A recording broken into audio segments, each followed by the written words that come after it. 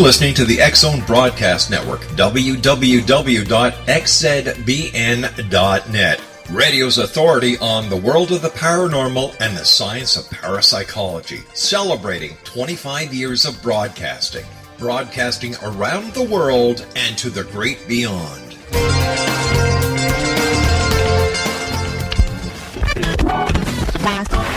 All Hit Radio.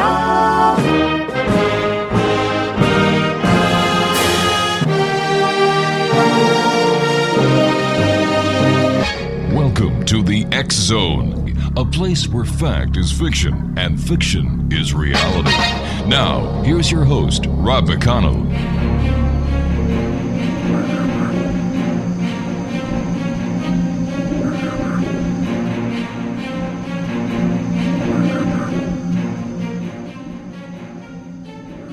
And good evening, one and all. This is the X-Zone. I am Rob McConnell. We're coming to you live and around the world from our broadcast center in Hamilton, Ontario, Canada. Worldwide toll-free, 1-800-610-7035. Our email address, xzone@xzoneradiotv.com. On all social media sites, X-Zone Radio TV. And our radio website, where you can listen to the X-Zone 724-365, as well as the live broadcast Monday through Friday from 8 p.m. until midnight. www.xzoneradiotv.com. X-Zone Nation, my guest this hour is well known throughout the UFO world, and I'm talking about Dr. Bruce Maccabee. Now, U.S. Navy research physicist, is the author of The UFO FBI Connection, The Secret of the Government's Cover-Up. Bruce received his Ph.D. in physics from American University, Washington, D.C. in the 1970s. He was hired by the U.S. Department of Navy to be a physicist researcher at what was then called the Naval Ordnance Laboratory. Now, that name was later changed to the Naval Surface Warfare Center, Dahlgren Division, where Dr. Maccabee has worked ever since. Dr. Maccabee says, with the Freedom of Information releases and document leaks, we're learning more about what happened years ago than we knew years ago. Dr. Maccabee is also the author of Abduction in My Family. Joining us now is Dr. Bruce Maccabee. And Bruce, welcome back to the X-Zone. Great having you with us again. Thanks. Nice to be here. And by the way, the first book was the FBI CIA UFO Connection. I apologize for that. The FBI CIA UFO Connection. Right. Bruce, what? Replacement for an earlier book.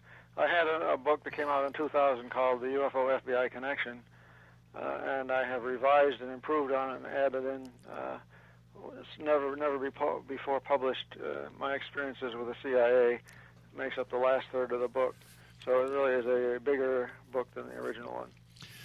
Bruce, what started you on your voyage through the UFO community into doing the work you've done over the past number of years?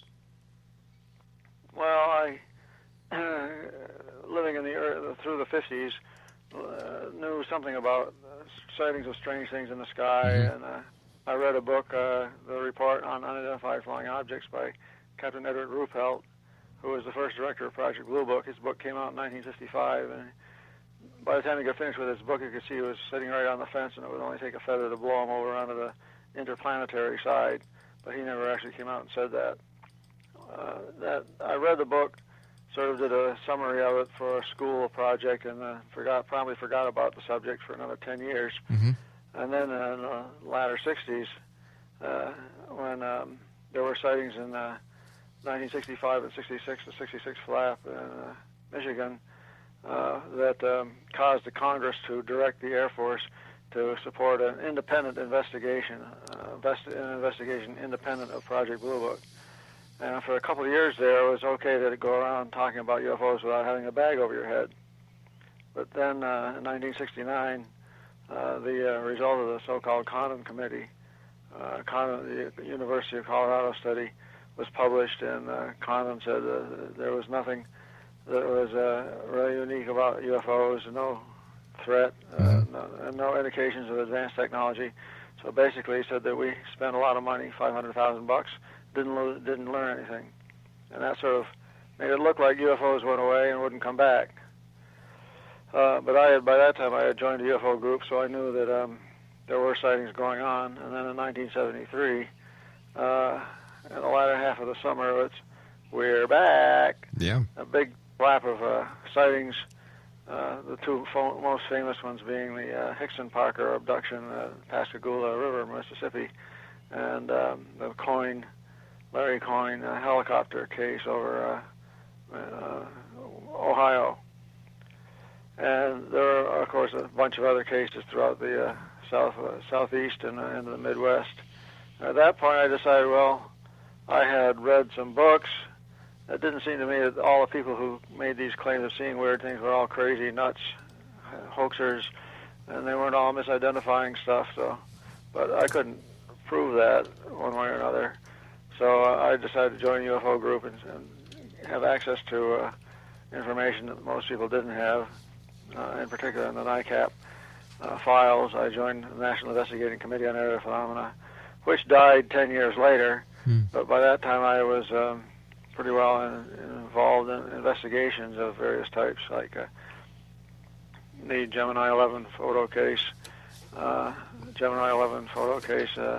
from September 1966, Skylab case in September of 1973, the McMinnville photographic case of 1950, and I had, and it was in fact the McMinnville photo case that got me into looking into the FBI files.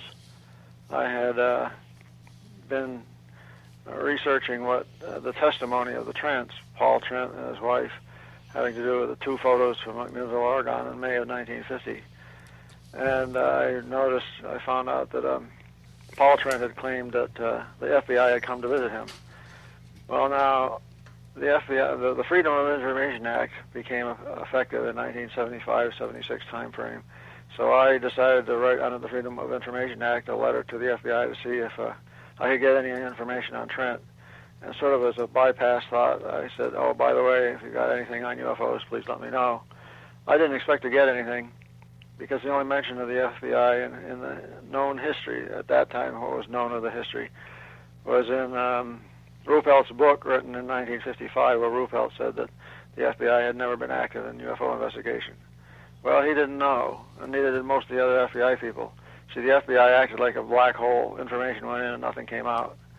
So when I wrote my Freedom of Information Act request in September of 1976, I didn't expect to get anything. 10 days later, I got a letter back from the FBI saying, your request is number 34,862 or some small number like that.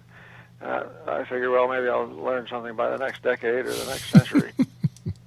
To my great surprise, while I was sitting at my desk doing work in May of 1977, I got a phone call from an equally surprised FBI agent who said, I didn't know you were involved in this stuff, but I got over 1,000 pages.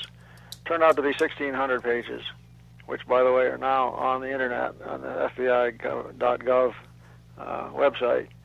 Unfortunately, they're not in historical order. The first thing I had to do when I got these pages was put them into historical order and decide how their context fit. But anyway, I got the FBI papers, and in the 1980s, mid-80s, I got documents from Air Force intelligence, and I was gradually able to put together a story of what happened in the first 4, 5, or 6 years of the UFO phenomenon, which sort of started in June 24th, 1947. Kenneth Arnold sighting was the first publicized sighting, and that led to a whole bunch of other sightings, and there was a big flap of several thousand maybe in 1947, and sightings continued on and on. And the Air Force reaction to that was to do studies under initially just the people at what became the Air Technical Intelligence Center at Wright-Patterson Air Force Base did studies on their own, and then it was formalized into a so-called Project Sign, and then that was followed by Project Grudge, and that was followed by Project Blue Book. So anyway, I got into the history of the subject, not just photo analysis, which I had done on the McMinnville case, for example. I took the two photos and subjected them to many, many tests. The reason I picked the McMinnville case to look at was that it was mentioned in the Common Study. William Hartman, who was the photo analyst doing the work for the condom study, essentially endorsed the McMinnville case. He said that all factors investigated seemed to show that there was an extraordinary flying object that had flown within the sight of two witnesses. He said he couldn't prove it wasn't a hoax, but he didn't think it was based on the rural conditions, which basically meant that the trench probably didn't have enough intelligence to pull off a hoax like this. But anyway, I sort of lost my train of thought. All right, let me ask you this, Bruce. Mm-hmm. If UFOs are real, why is there the great denial by the governments of the world? Well, if they are real, and the government has samples of them, the governments of the world, or at least our government, may know something about what they're doing here that they evaluate as being too dangerous to tell the people. You Can't Tell the People is a title of a book published in Britain. I don't know what that information might be. One can speculate all sorts of things. Well, based on the research you've done over the years, in your opinion, are UFOs real? Oh, yes. Definitely, and I've based that not only on studying of the historical record, the various files that I've analyzed and put into the FBI CIA UFO book, but numerous cases, and probably the straw that broke the camel's back in terms of are these things real or not was when I investigated the New Zealand sightings, because there was so much evidence available. New Zealand sightings are still unique as being the only ones that have been sort of discussed or argued, whatever you want to call it, right, in a refereed technical journal. If you go to my website, brumac.8k.com, and look for scroll down to where you find New Zealand information, you can see that the New Zealand case that I spent a lot of time on happened December 31st, 1978, and it involved people flying in a freighter aircraft in the middle of the night between midnight and 3 a.m., flying in a freighter aircraft from Wellington, New Zealand to Christchurch, New Zealand, carrying newspapers. And during the flight south, they had weird things happen, and during the flight north, they flew back north to a place called Blenheim, and had even stranger things happen. And I took days, weeks, months, and literally years to iron out everything that happened, but it involved in the interviews of half a dozen witnesses and ground radar, right, airplane radar, color movie film, and audio tape recordings, one on the airplane and an audio tape recording at the Wellington Air Traffic Control Center. All this information had to be welded together into a single story and then analyzed. And when I got finished, I could tell that it wasn't any of the suggestions.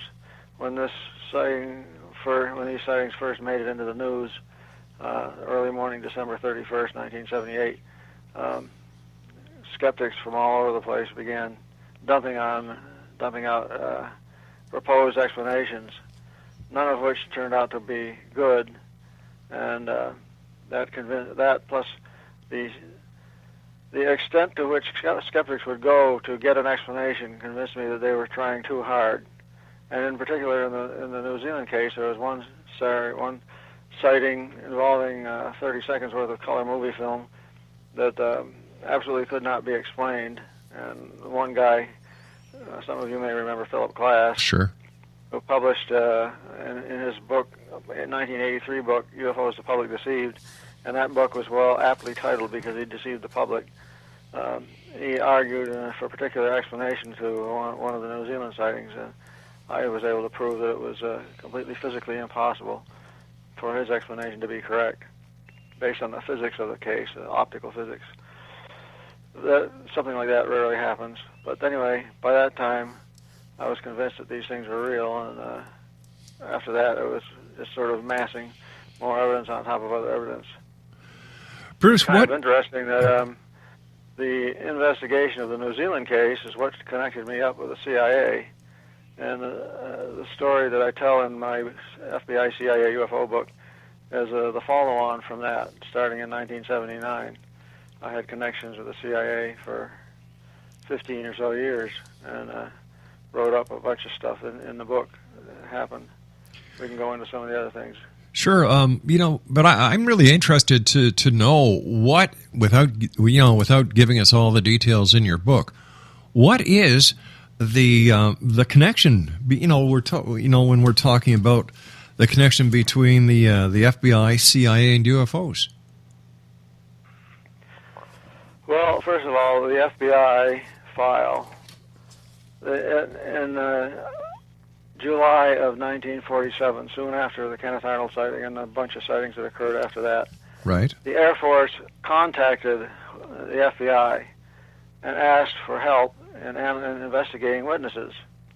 The Air Force went to the FBI and said, "We need help. We need your expertise in identifying subversives, on the possibility that communist subversives were generating spurious flying saucer sightings in order to reduce the confidence of the American people that the Air Force could control everything in the skies." So the FBI said, "Okay," and there's a document with Hoover's writing on it. "I would do it, but I must first require that we get access to all disks acquired." And but the point is that set up a connection between the FBI and the CIA. Well, the FBI investigated for a couple of months and then decided they didn't find any subversives.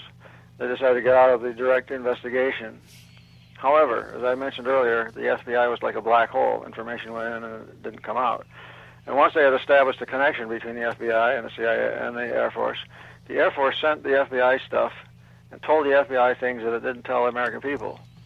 Of course, back in the late 40s, no one thought that there was going to be a Freedom of Information Act, and about 20 years later, a whole bunch of information would get regurgitated into the general public. Mm-hmm. So now we know things from the FBI file that we didn't know about just from the Air Force files themselves. Same thing is true of the CIA, but the CIA didn't have as much of an impact on the history. Being able to write the history of what really happened from 47 on, the FBI was very important in helping to write that. And in 1952 in particular, the FBI document shows the direct impact of the Air Force's tendency to cover up. In 1952, there were hundreds of sightings in July, August, and September. Well, June, July, and August. On one day, they had 50 sightings. I think it was July 26th. Now, there were sightings over Washington, over the Capitol on 2 weekends. And after the second weekend of sightings over Washington, D.C., General Vandenberg, the Chief of Staff of the Air Force, Director General John A. Sanford, the Intelligence Director of Intelligence, to hold a press conference and essentially explain what was going on. Now, Sanford was the head of the Air Force Intelligence Office. On the same day, which is, I think, July 28th, on the same day that Sanford held a press conference in the late afternoon saying that there was nothing to it, and as far as he was concerned, it was all atmospheric and natural phenomena. On that same day, the FBI sent a representative to the Office of Air Force Intelligence to find out what was going on with flying saucers. And the FBI agent was told that 2 to 3% of the sightings absolutely could not be explained, and that they were seriously considering a possibility of interplanetary ships.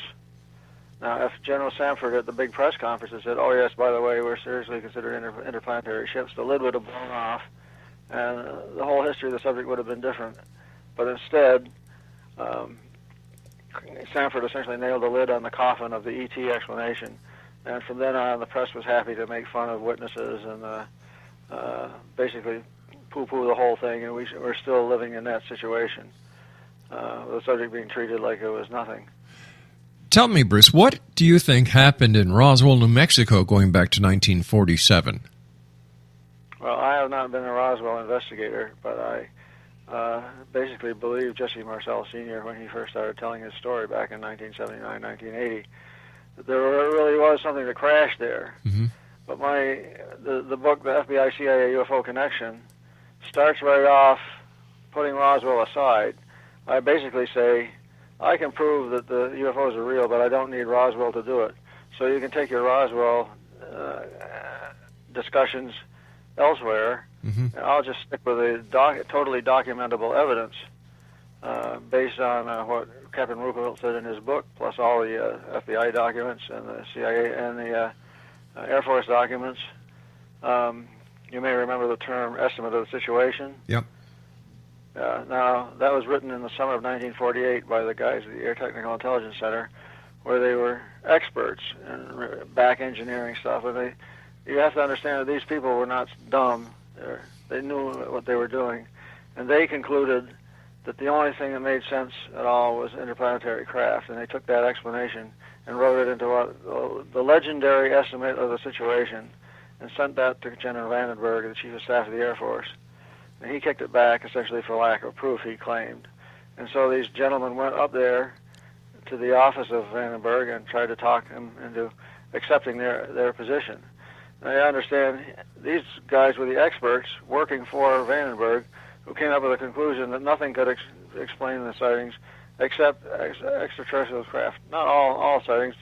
Many sightings could be explained, but the ones that couldn't be explained could be, looked like, acted like things that we didn't make. It must have been made by somebody else. And Vandenberg sent them packing, saying essentially, wrong answer. Now, he effectively set a policy that interplanetary was not to be an accepted explanation for sightings.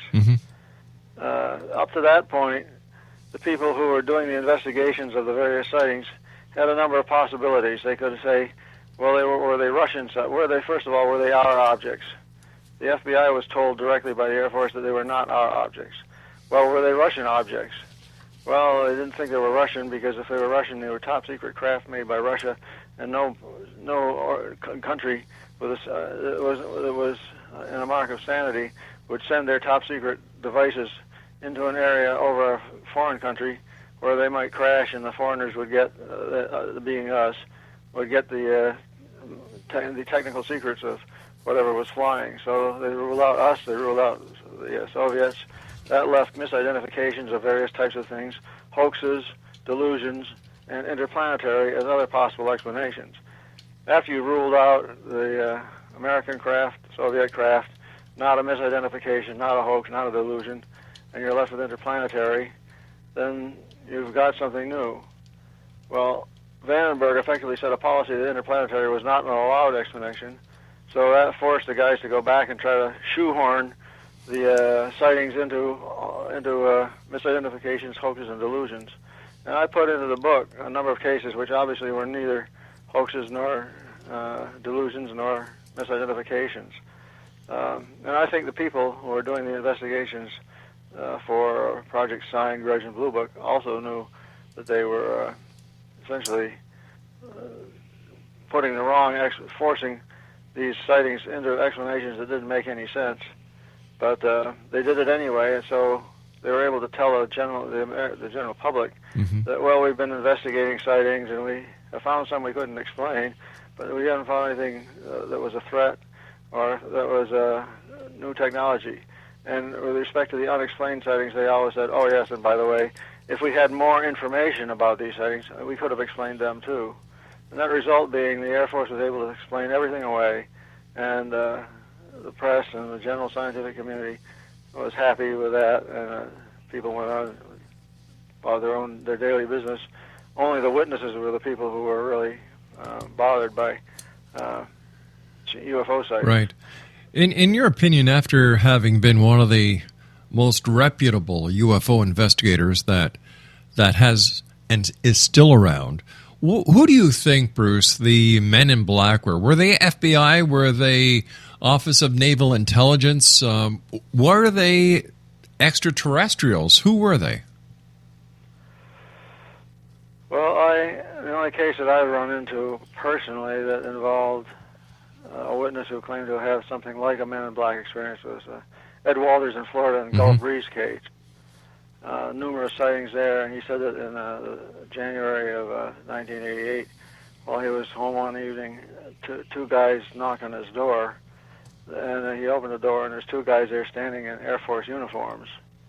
Not Men in Black, but men in Air Force uniforms. And they told him it's illegal to have UFO photographs or words to that effect. And Ed thought, this is bullshit. So he told them that he had loaned the photos to somebody else, and he didn't have them. And they went away. He did, in fact, have them in his desk. So anyway, Ed remembered what the names of these gentlemen were. And a couple of guys down there who were interested in UFOs and UFO investigation, a couple of Air Force colonels, searched for the names that Ed had remembered and couldn't find them. There didn't seem to be anybody anywhere by those names. So we don't know what that represents. Like I said, that was the closest to a Men in Black thing that I've been involved with.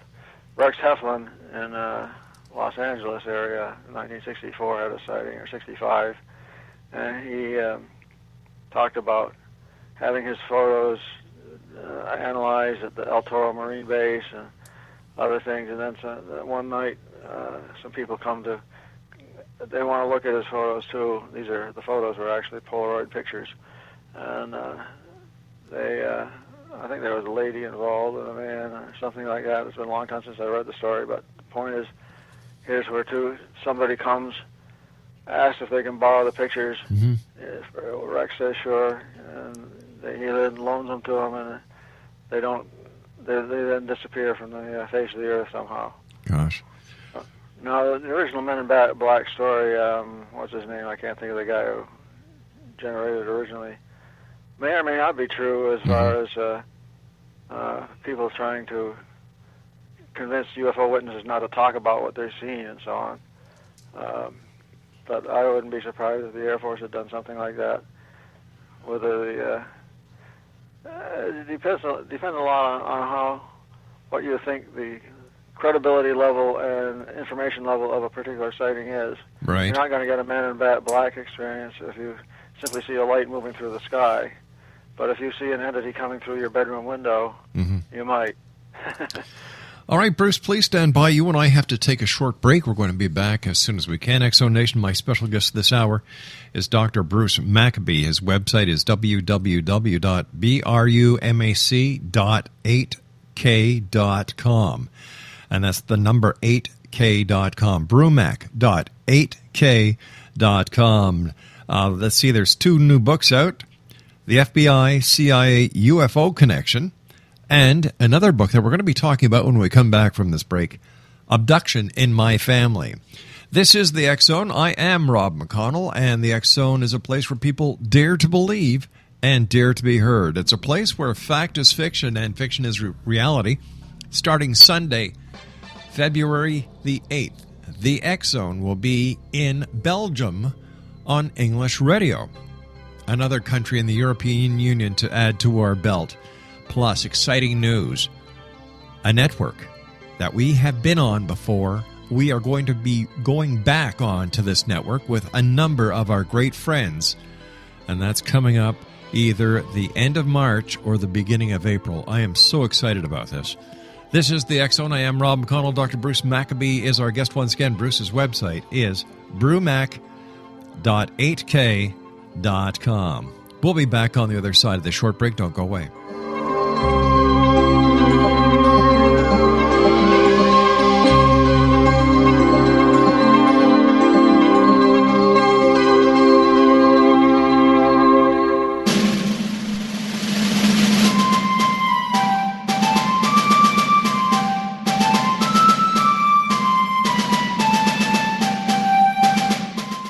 Thomas Jefferson was a Burgess of 27 when he met Martha Wales Skelton, a 22-year-old widowed heiress who was fondly called Patty by her family. They were married on January the 1st, 1772, and they took up residence in a cabin on the building site on top of a Virginia mountain that Thomas had named Monticello. As Thomas and Patty slowly built their first version of the great house at Monticello, the Revolutionary War was heating up. Patty, with difficulty, bore 5 children, but only 2 girls survived. Thomas's political career developed to the point where he was often away from home. But after he authored and signed the Declaration of Independence in Philadelphia, he resolved never again to leave his wife. He was elected the governor of Virginia, just as that state became the Revolution's last battleground. The Revolutionary War ended in 1781, and Thomas gladly retired altogether to my family, my farm, and my books.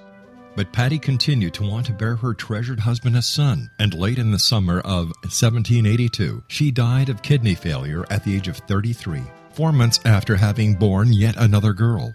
Thomas was so devastated by her death that he never remarried. He mourned her for the rest of his life, even as he helped to frame the peace in France and then became the first Secretary of State, the second Vice President, and the third President of the United States. This story is true. Thomas Jefferson was such an obsessive letter writer and record keeper that we know where he was and what he was doing nearly every day of his adult life. Every significant thing he says in My Thomas comes from his contemporary writings. My Thomas by Roberta Grimes is now available at Barnes & Noble, Costco, Target, Books A Million, Hudson Booksellers, Kmart, Walmart, Sam's Club, Walgreens, CVS, and online at Amazon.com. You can visit Roberta Grimes online at www.robertagrimes.com.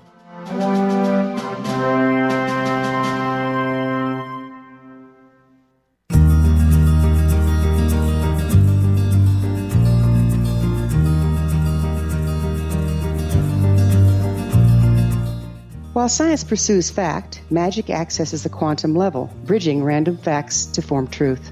As long as science and magic remain separate and polarized, the truth cannot be known. I'm Wilda Wieka. Join me on the Science of Magic radio program dedicated to unification and evolution of consciousness. During each episode, I'll be speaking with experienced and respected scientists and mystics. From astrologers to astronomers, from medical doctors to shaman, the scientific method to dowsing and intuition, we will weave together information from seemingly divergent practices to promote unity and enlightenment. Join me, Wilda Wieka, and the Science of Magic right here on the X-Zone Broadcast Network. For more information, visit www.thescienceofmagic.net.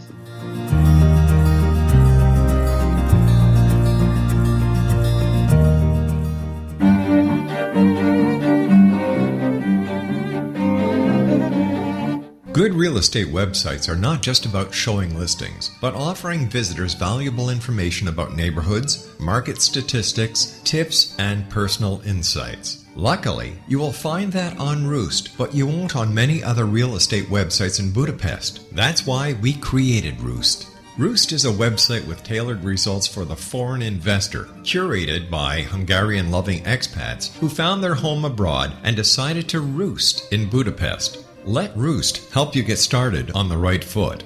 Whether you intend to live, work, play, retire, or simply invest abroad, Roost offers all types of properties in Budapest, from affordable studios to luxury homes. From neighborhood insights like where to grab a great coffee or how to buy property, our team of local experts can answer your questions and speak to the direct concerns of a foreign investor.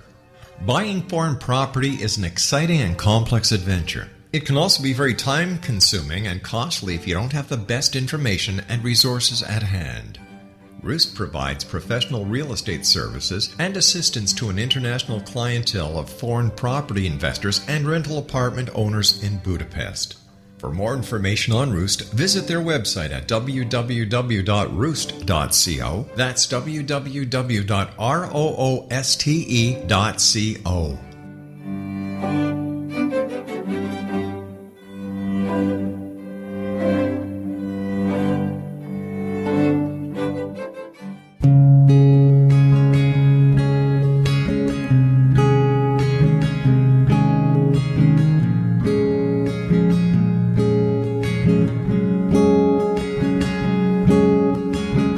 Starr began to demonstrate a metaphysical connection to the spirit world as a little girl.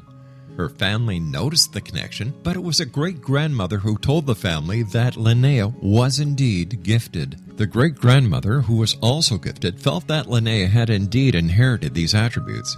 It has been noticed that oftentimes such things are passed down through the generations. Linnea was also born with a caul, a thin white membrane across a newborn's face. Legend has it that if the baby is born with this caul, the child will have second sight, or what we call psychic abilities. Linnea Starr does past, present, and future, and has the gift of prophecy. It is written within scriptures that if you are able to give factual information and prophecies indeed come true, the gift indeed comes from the divine realm. Linnea Starr does large interactive groups as well as private gatherings. For more information on Linnea Starr or to contact Linnea for a one-on-one consultation, visit her website at www.linneastar.com. That's www.linneastar.com.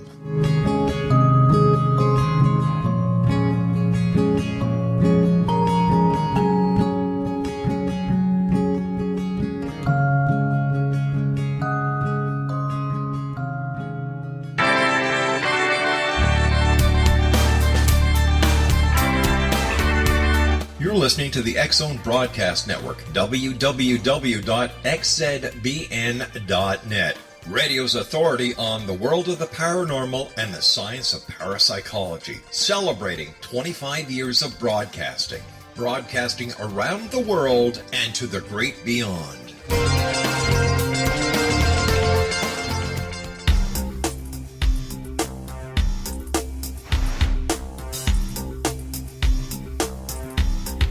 Welcome back, everyone. One of the most well-known gentlemen within the realm of ufology is our special guest of this hour. Dr. Bruce Maccabee is his name. His website is www.brumac.8k.com. brumac.8k.com. And he has two books that we're talking about tonight, amongst other things: the FBI CIA UFO Connection and Abduction in My Family.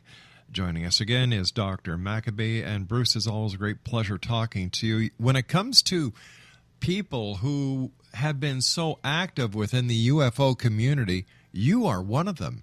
Like, I don't know anybody who knows anything about the real UFO scenarios who doesn't know the name Bruce Maccabee. So thanks very much for joining us. Well, thank you for having me. It's a delight. I would like to mention this FBI CIA UFO Connection book has connections to presently happening events. The X-Files TV show, Yeah. I don't know whether Chris Carter knew it or not, but the FBI did have a file labeled file 62-83894, in which they filed the case investigations on UFOs, and they were classified as security matter -X. So they were the real X-Files. Wow. Isn't that amazing? And do you think that Chris Carter has been working with the FBI in order to get this information out there? Like, you know, we all know for a fact that fiction, when an author wants to get a message across that won't get done in a novel, they use fiction because it maintains interest while they can still get their message out there. Do you think there's an X-File FBI connection? Well, I'm not sure exactly what you're saying. I say the FBI had the real X-Files anyway, whether Chris Carter knew it or not. Now, Carter, a couple of days ago, there was a news story about Carter saying he was afraid when he started his project that the FBI would shut him down. He actually got a visit by FBI agents asking what I was doing, I guess, after the first or second TV show that was transmitted. So I guess the FBI was paying attention. But that brings up another point, the CIA documents that are in the book, and the fact that just last week, Thursday night, the CIA decided to horn in on the X-Files FBI connection. And the CIA said, why don't you look at our X-Files? And they had 10 documents, I guess, that they had selected out of about 900 pages worth of stuff that they released. The FBI, as a result of my Freedom of Information Act, released about 1,600 pages. That was way back in 1977. Then there was a lawsuit against the CIA and forced them to release 900 pages of stuff. There were lawsuits against the National Security Agency and other governmental organizations trying to get UFO information. And these lawsuits and Freedom of Information Act requests and so on were started in the mid-'70s and even go up to today. But you don't have to file a Freedom of Information Act request to get all the documents the CIA or the FBI or other agencies released related to UFOs. The Billy Meyer. I might mention one more thing. Sure. A couple of weeks ago, Hillary Clinton made the comment that John Podesta had made her promise to get to the bottom of this thing, UFOs. And she was asked if she thought we had been visited, and she said we didn't. She thought so, but she wasn't sure. Now, this stirred up a little hornet's nest in the UFO community, because for years there's been so-called disclosure activities trying to get disclosure out of the government. The assumption being that deep inside the government somewhere, somebody knows what the answer is, and they're just not saying for whatever the reason. Back in 1993, when Bill Clinton was elected, when he took office in 1993,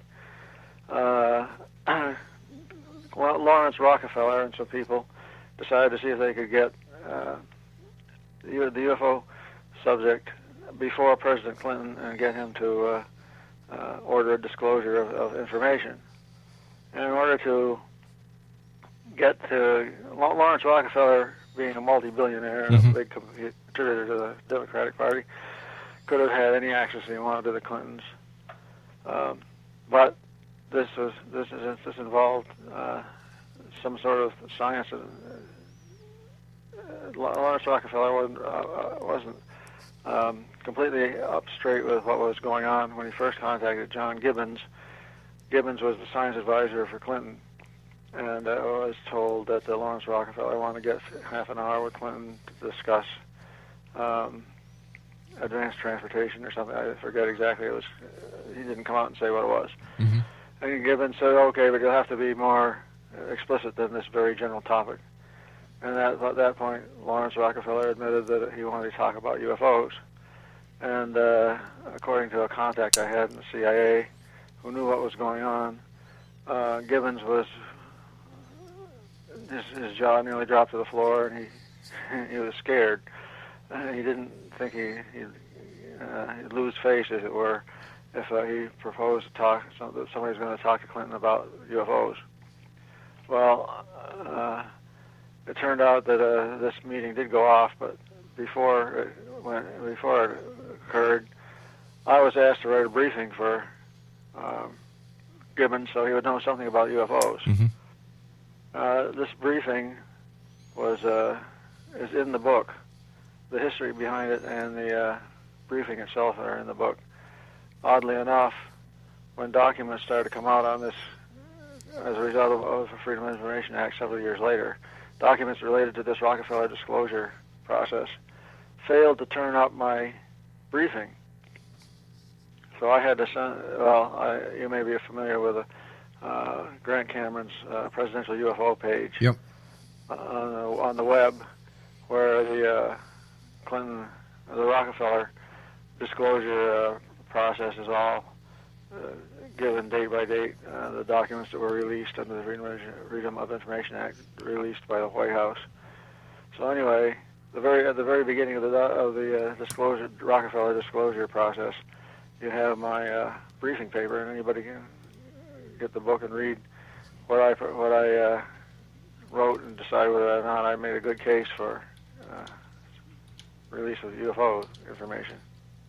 So why do you like with all the work you've done, with the work that Steve Bassett is still doing at the Paradigm Group, and his the work that he's doing to get the truth embargo lifted off of the UFO case, and with the multiple sightings around the world, it doesn't make sense to me that the government is still holding back information if in fact they have the information. Well, like I said, the only thing I can think of is because the information they are afraid of the impact of the release of the information. If it were something like Serving Man on Twilight Zone, they're going to eat us, or something drastic like that, I could imagine why the government wouldn't want to say anything. But if it's all sweetness and light, or if aliens don't care what the hell goes on, they're not going to impact on our civilization.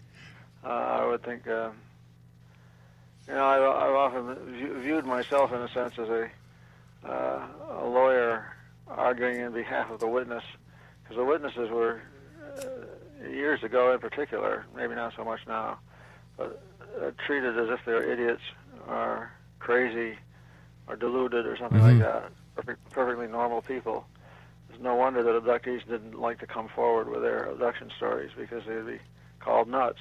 Sure. I guess the government is still looking for a way to tax the aliens before they admit they're here. Well, and supposedly we have, some people argue we have all sorts of reversed alien technology back engineered. The term ARV was used in the X-Files show on Sunday night for the first time, alien reproduction vehicle. Right.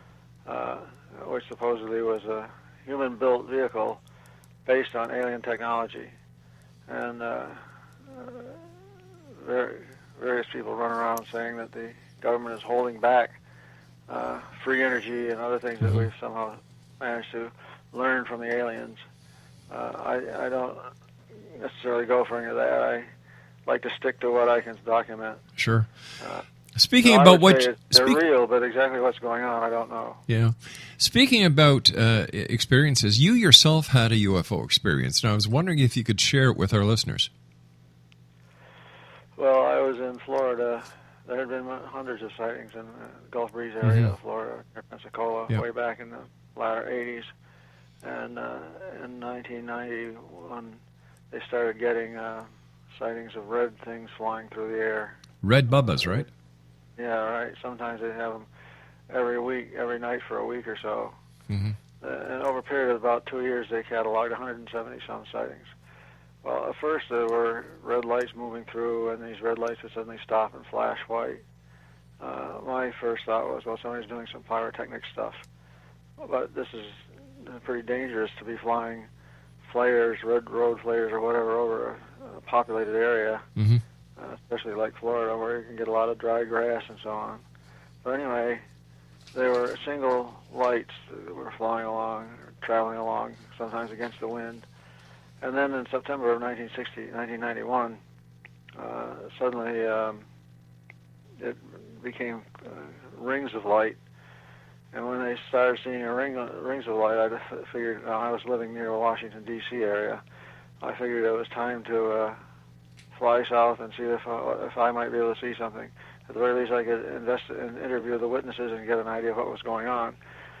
So I went down to Gulf Breeze and arrived there on a Friday, and Friday night we all went out and looked at the sky. This is by people who had been out looking at the sky every night practically for over a year, so they were well familiar with what was supposed to be up there. And on Friday there wasn't anything but some airplane lights and so on. So I did some interviews and whatever. And then Saturday night, while I was standing there with my binoculars around my neck like everybody else, a camera, a big ear microphone, that is a big parabolic mic to listen for very weak sounds. And some lady yelled, "There it is," without saying where to look. I just tilted my head up, and I happened to be looking in the right place. The sky was hazy. The atmosphere was hazy, so with the naked eye, you couldn't see through the glare.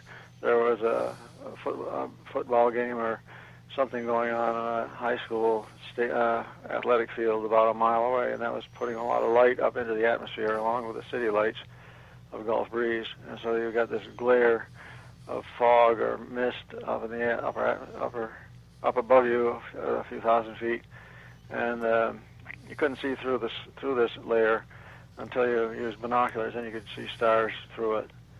So anyway, when the lady looked up, she yelled, "There it is!" I looked up and I saw this bright spot that hadn't been there before. I whipped up my binoculars, and it resolved itself into a ring of 8 lights. And I immediately turned on a tape recorder and grabbed my parabolic mic. I had figured that if these were hoaxes, and these things moved sometimes against the wind, there had to be a rather elaborate hoax with some sort of a machine that drives the object along some path. In other words, a motorized vehicle of some sort. And motors make noise, so I figured if I listened with a big ear microphone and it was a little engine of some kind, driving this, I would hear something. I listened carefully and I didn't hear a thing. Other people videotaped this, and so we had a photographic record of the eight lights in the ring and so on, and it sort of went upwards and away. I wasn't watching it when it actually disappeared, so I don't know exactly how it disappeared because I was looking at something, trying to get ready to make another measurement. Wow. Anyway, I didn't immediately call the guys in the white coats with butterfly nets to come and take me away, ho-ho, because there were 30 other people there, and it was videotaped and photographed and audio recorded and all sorts of stuff. So that was my sighting of something. My last, our time is going so fast, I'd like to ask you about the Phoenix Lights going back to March 13, 1997. What is your take on what happened? Well, when I was asked to get into the investigation of that by Lynn Katai, one of the A great lady. Yeah. And to her great dismay, I concluded that these lights were 50 or 60 miles away. By doing triangulation, I was able to get to Phoenix and do some on-the-spot investigations. And I got data on sighting lines and so on. Mm-hmm.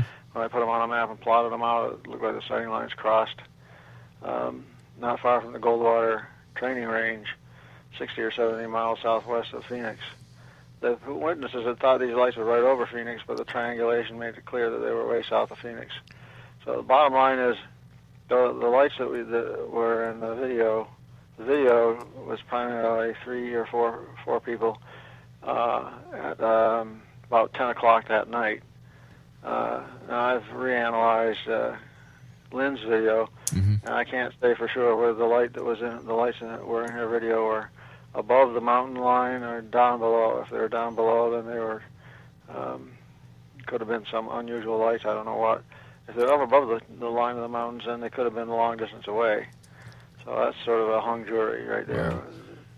But in any case, the big event occurred at 8:30, when starting around 8 o'clock, when some object was seen up near Prescott, Arizona, and traveling southward over Phoenix about 8:30, and people talked about something hundreds of feet in size, and then it continued on southward past Phoenix down towards Tucson, and I guess the most recent research indicates it went off into Mexico around Fort Huachuca. But I did not do any particular investigation of the 8:30 case. I just know what I read about it. Right.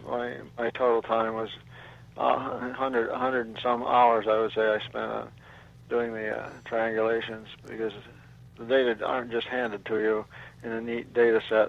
You have to do things like play a video frame by frame, making measurements off the TV set or somehow to find out if something's moving or if it's standing still or whatever. Anyway, on my website, there are papers on the Phoenix Lights. Finally, Bruce, I'd like to talk to you about your other book, Abduction in My Family. Can you tell us a little bit about that book before we have to say goodnight? Well, that's a fact book built into a novel of abduction. It's not like any UFO book. It may not be like any book ever written, because the fact book on the inside, mm-hmm. You could cut it out page by page or Xerox the pages and paste it together and have a standalone UFO reference book. If you knew what's in the fact book, you'd be semi-expert on the UFO subject. But it's set into a story involving abduction, where the main character is asked by a friend to evaluate some strange dreams the friend has had, and the main character decides these strange dreams might have something to do with UFO abduction stuff, so I better read up on that. And he goes and he goes to the library and finds a book called What You Should Know About Unidentified Flying Objects. And he reads the book, but since you are the real reader, you're reading the book right along with him. And you'll get to see his responses, like, this can't be true.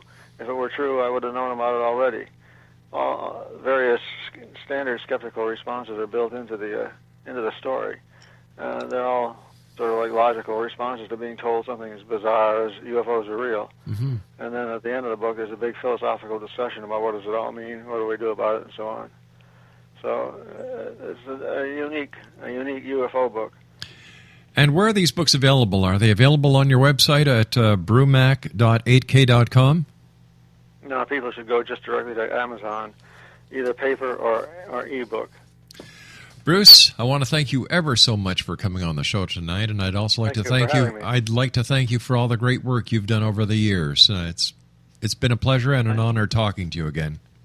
Thank you. It's been a pleasant experience for me too. Bruce, take care of yourself and don't be a stranger. And my best to your wife. Thank you. Bye-bye. Bye-bye, Bruce. Exonation, Dr. Bruce Maccabee has been my guest this hour. www.brumac.8k.com. And the two books we were discussing tonight, the FBI-CIA UFO Connection and Abduction in My Family, as you heard Bruce say, are available on Amazon.com. Exonation, there's going to be a number of changes in the very near future here on the X-Zone, where as we grow, we have to do certain changes because of the different networks. Some take the show live, some take the show on the relay, and there's just going to be a few little changes that we're going to be making, and we're going to let you know what they are as we go through it, so you're not going to turn on your radio one day and say, oh no, where's the X-Zone gone? We're going nowhere. In fact, we're going to be available on more and more stations, not only in North America, not only in Asia, but growing in Europe. Once again, Dr. Bruce Maccabee was my guest. He is one of the original ufologists, and I've had the pleasure of talking to this gentleman for over the past 25 years now. His website, brumac.8k.com. I'll be back on the other side of this commercial break with the news as we continue here in the X-Zone from our broadcast center in Hamilton, Ontario, Canada. Visit us online at www.xzoneradiotv.com.